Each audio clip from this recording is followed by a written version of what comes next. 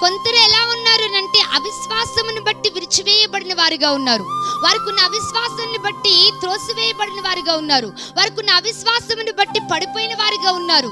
అయితే నీలో నిజంగా విశ్వాసమే ఉంటే గనుక నీవు నిలిచి ఉన్నావు. నీవు నిలిచి ఉన్న దాన్ని బట్టి, నీకున్న విశ్వాసమును బట్టి, నీకున్న పరిస్థితిని బట్టి నీవు గర్వింపక ఏమంటున్నాడు చెప్పండి అక్కడ,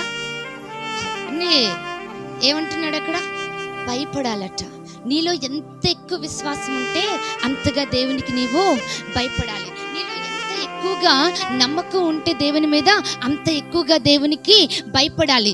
దేవుని దగ్గర భయపడే వారముగా మనం ఉండాలి, కానీ మనకున్న దాన్ని బట్టి గర్వించేవారుగా ఇతరుల దగ్గర కానీ, పక్కవారి దగ్గర కానీ, ఇంట్లో వారి దగ్గర కానీ, ఎక్కడను కూడా ఎవరిలోని కూడా మన సాక్ష్యము కోల్పోయే వారముగా మనం ఉండకూడదు. దేవునికి స్తోత్రం కలుగును గాక.